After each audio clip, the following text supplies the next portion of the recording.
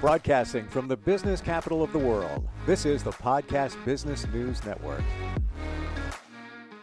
We're going to answer a lot of questions today, and these, I'm pretty sure these are probably questions that you have about organic products. We know that they're better for us. You go in the supermarket, you see them, you wonder, is it worth paying more for those products? And she's somebody who manufactures lots of products that are organic and safe for you, safe for your family, safe for the environment. Aspire Colorado or aspirecolo.com is is the website to find all these great products. Julie Smith is back with us. Hi, Julie. How are you? Hi, I'm fine. How are you doing? I'm good.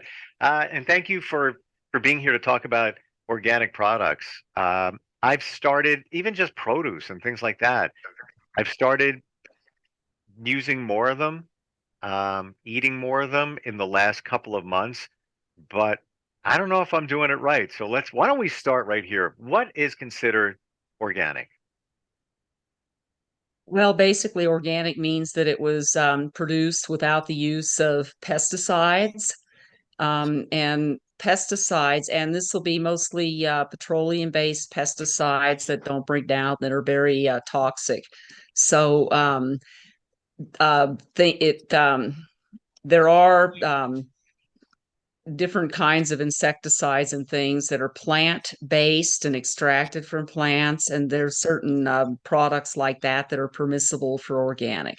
The pesticides is a wide range of products. It encompasses insecticides, herbicides, and actually synthetic fertilizers. For instance, you don't think about it, but ammonia is actually a petrochemical because basically it's made by taking natural gas, which is methane, and processing it with a catalyst to remove the hydrogens off of it, and then those are reacted with the nitrogen in air to make fertilizers. Or to make ammonia. So even ammonia is a petrochemical, and so in their very manufacturing, they increase our carbon footprint actually by quite a bit, and then in their use they stay in the environment. They kill what they're supposed to kill. It's their purpose, either plants or bugs or both. And then that carries up into the food chain because birds don't stay away because pesticides were applied, for instance. But an organic product is grown without all of those nasty chemicals. Because of that, organic is more labor intensive because it's a lot easier to fly over a field in a plane and just blast a bunch of pesticide into the environment than it is to screen the plants, pick the insects off the plants, spray the plants with something more sustainable individually that's going to cost more because it's harder to produce those kinds of things. Instead of synthetic fertilizers for organic, you use compost, which is actually broken down plant products that have been just sitting in a pile long enough that microbes can break them down into basic ingredients that actually plants can then take back up again. So building soil. So that is a full circle type technique. Interestingly, organic also includes non-GMO. A lot of people don't really realize that. When you see a product that's labeled non-GMO, if it doesn't say it's organic, it's not necessarily organic. But if you see a product that is labeled organic, it's definitely non-GMO. So that's something that a lot of people don't Wow. realize. How do you define GMO or non-GMO? Genetically modified organism is what that stands for, GMO.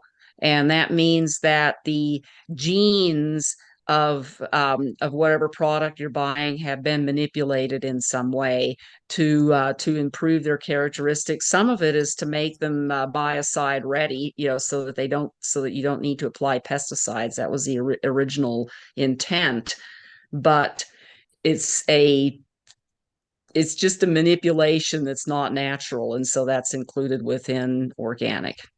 So I just want to go over that one more time because it's very important.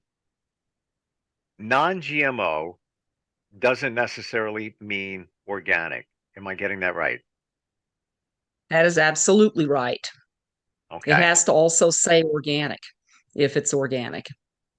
So Okay. you can grow things non-GM, or you can grow non-GMO products and apply pesticides, and it still hasn't changed the fact that it's a non-GMO product. So just to be even more clear, we want to eat non-GMO products for sure, but also organic. Yes, Yeah. yes. And when we talk about organic being healthier for us, I guess that's true.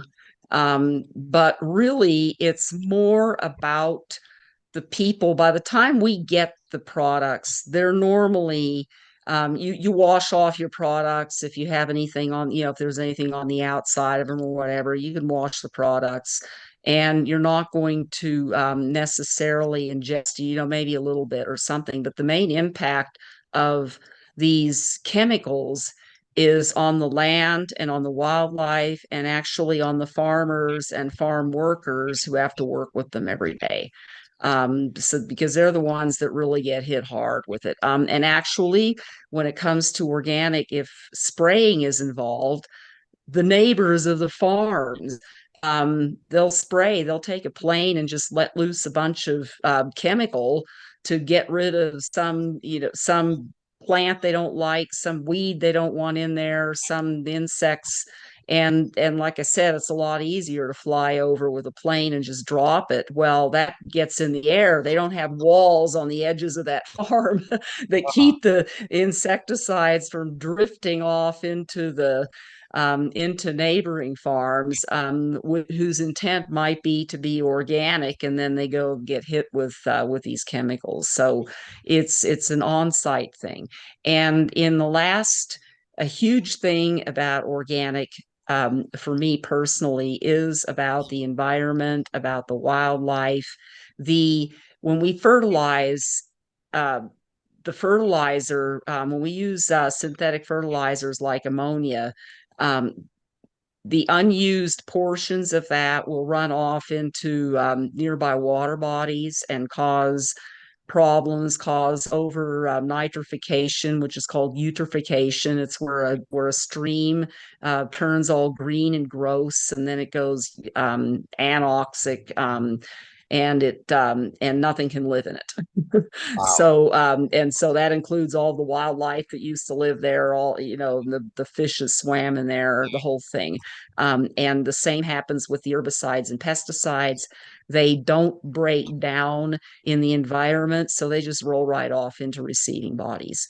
What comes off of the land when we farm, when we use those kinds of chemicals, what comes off of that land is actually more than what passes through a waste treatment plant when we use chemical products, and they go to, personal care products and cleaning products, and they go down the drain.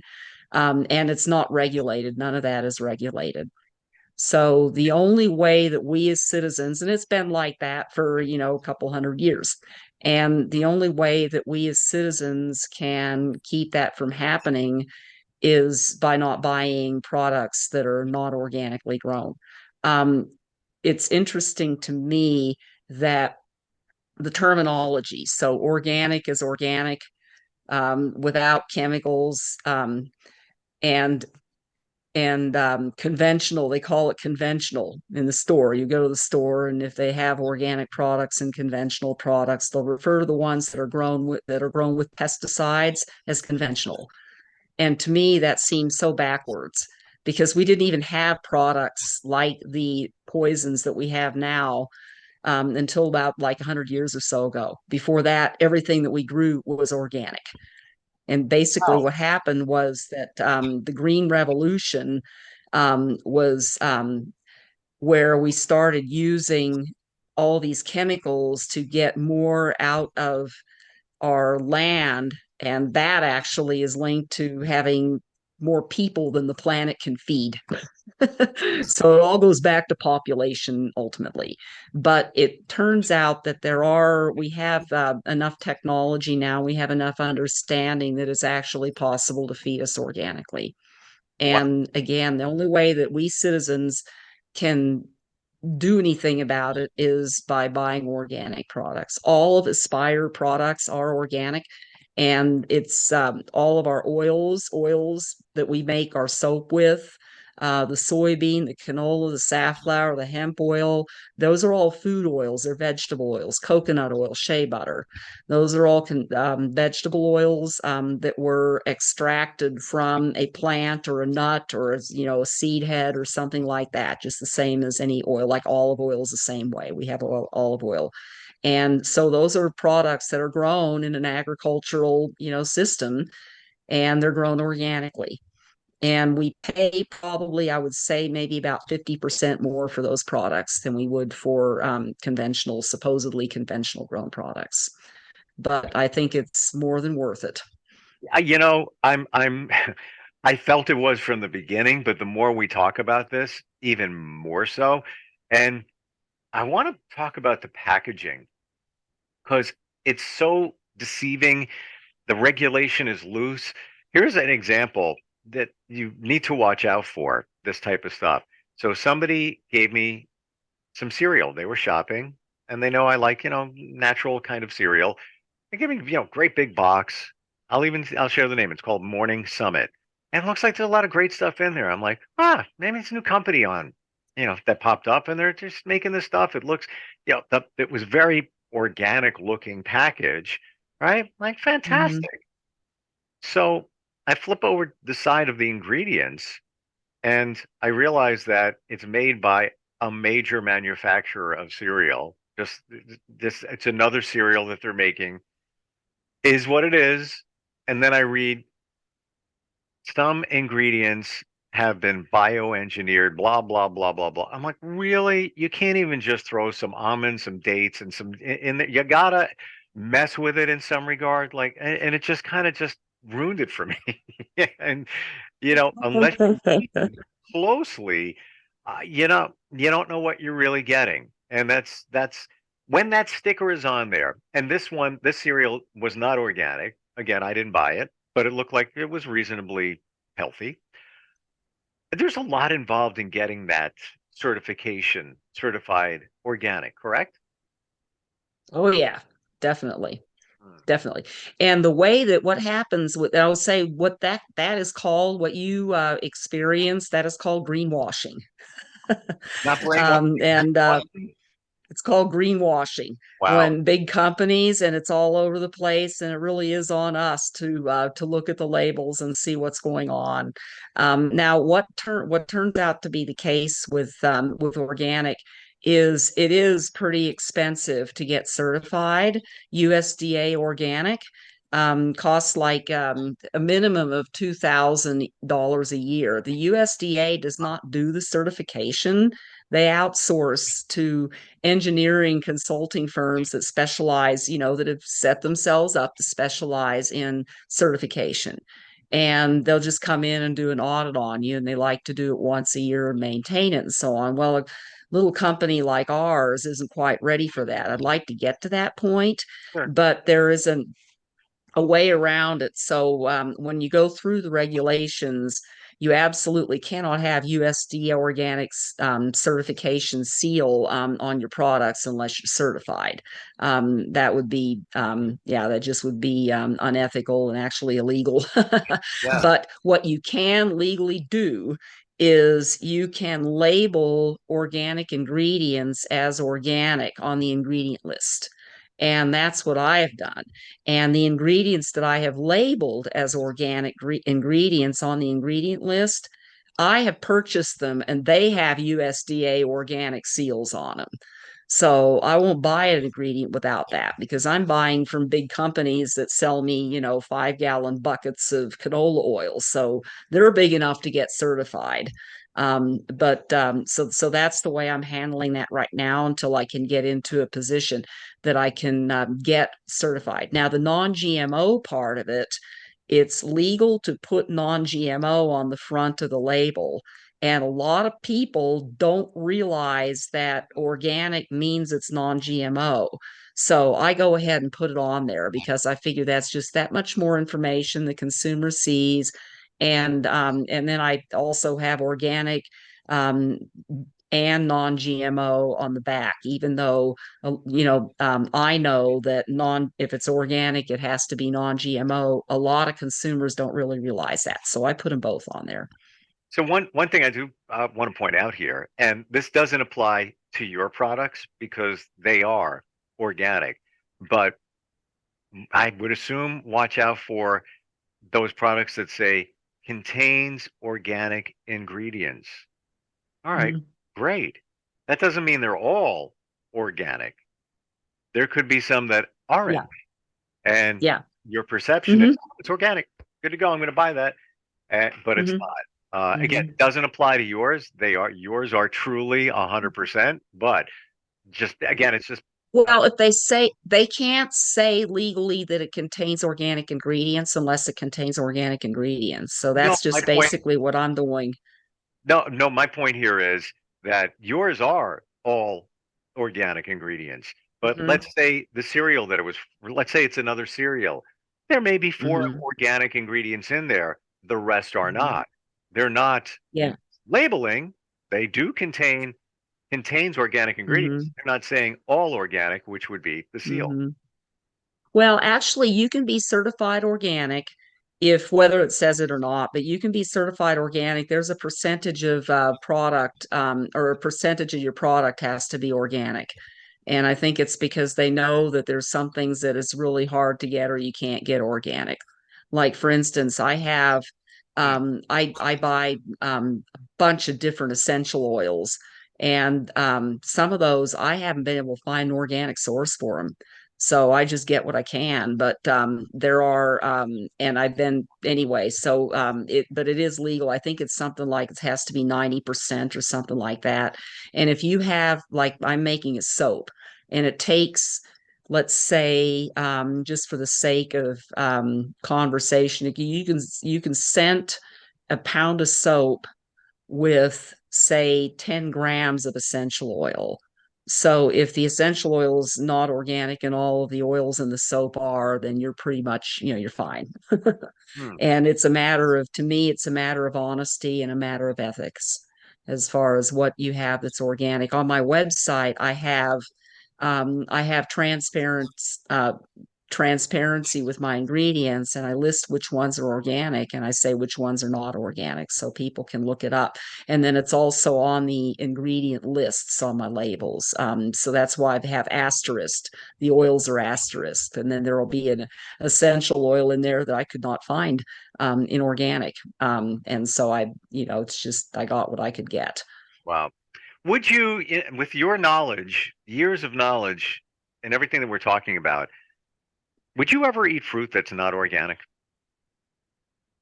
I eat things all the time that are not organic. Now, how do I do that? Because I only buy organic food for home. Although I will say that it's kind of fun, it's kind of ironic. My husband is gluten free, he's gluten intolerant. Okay. I have yet to find an organic gluten free bread. And then we do oat milk for our coffee.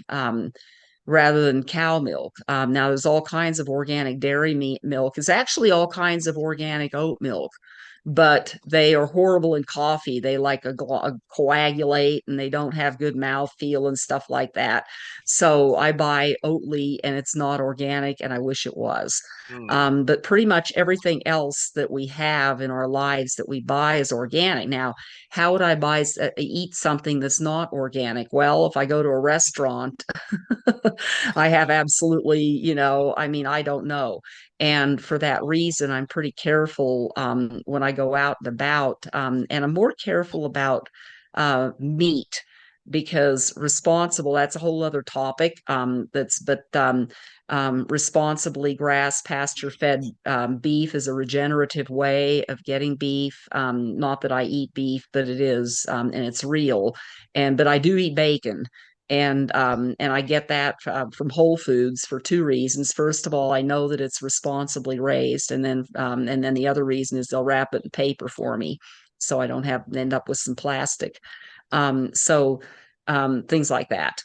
But I don't buy because it's pretty much in restaurants it's just difficult, and it just takes the joy out of it. So Yeah, it'd be yeah. nice. I mean, there are health food restaurants that are all organic, but you can count them on one hand. So and I don't know of any in Golden. So that just is what it is. I can't But believe that I you don't have. all of my purchases though, when it comes to our food, is they're all organic. We go to Vitamin Cottage, or Natural Grocers, which is it's 3.5 blocks from the house, and that's where we buy most of our produce. And then I've already said I buy my bulk products like all the flours and the beans and snacks and things like that. Anything you can get, I buy those at the stores that I supply with my products. I believe in a two-way street when it comes to that. So I buy those at those stores, and those are pretty much all organic. I'm shocked that they don't have, or we have, haven't found yet, uh, organic gluten-free bread. Number one, and you brought back what a memory on meat that they used to wrap it in paper. You used to go to the butcher or go somewhere, and it would be in a certain type of, thicker paper.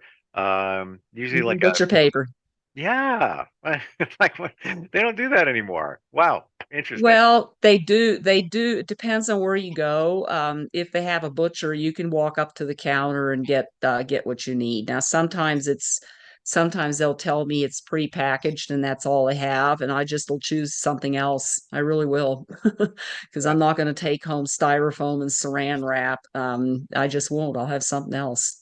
yeah. But the organic part of it, a huge thing here now is the wildlife. We've taken out almost 70% of our wildlife in 50 years, and that is absolutely absurd. And yes, we're hunting and killing them. We're taking over their land by expanding our cities and building on green fields and la la la la la. But a huge, huge, huge part of that is the poisons that we're applying directly to the land. And you kill what I mean, we're taking out, like I said, 70%, and in 50 years, and that's since the first Earth Day. So that tells you the government's not going to take care of this. It has to be our consumer choices. We have taken out 99.9% of monarch butterflies, as an example. That is like saying, I mean, it's like they declined from not from 10 million in the 80s to some 335,000 now, which is absolutely absurd. I mean, that's the equivalent. Think about that. Think about what that is. That would be taking our global population of 8 billion people and whacking it down to 300 million and some change, which is the population of the United States, and doing that in like the last 30 years. I That's just absolutely absurd. And pesticides are the biggest thing that we're doing to it's kill it's them, so and true. we can't keep doing it. I was out at a graduation party on Saturday, and a butterfly flew by, and I'm like, a butterfly, because you don't see him. It's like a blessed event, or even rabbits. Like I rarely see them anymore. When you do see one, it's like, oh, look at that. Or even frogs. I used to have them. You find them in backyards, tons of them. Hmm. Sometimes a little challenging, but whatever. At least they're there. Now you're lucky if you Hmm. see one. It's a rarity. We're out of time. I want to share your website with everybody. It's pretty simple, right? What is it? AspireColo.com. Yep. ASPIRECOLO.com. All the products are there. Uh, I don't want to guilt anybody, but if you care about your family, you care about the environment, you should take a look at these products. They are not only are they made naturally, but they're made with love from this woman and her team, and they're It's fantastic. true. Yeah, no, I always speak in truth, and that is how I go. But yeah, they're all there, and products for everything from personal care, soaps, shampoos to cleaning products, and they're all safe for you and the environment and your family. Julie, thank you so much for all the details on organic and kind of breaking everything down for us. Really appreciate it. Thank you, Steve. You have a great day. You too. Are you looking for even more of the podcasts and hosts that you love? The Podcast Business News Network is proud to announce that you now have even more ways to listen live. Check out the MyTuner Radio, online radio box, and Simple Radio apps on iOS and Android, or find us online. Search for Business News Network on mytuner-radio.com, or search Podcast Business News Network on streama.com and onlineradiobox.com/US. Take your podcast on the go and don't miss a minute of the action.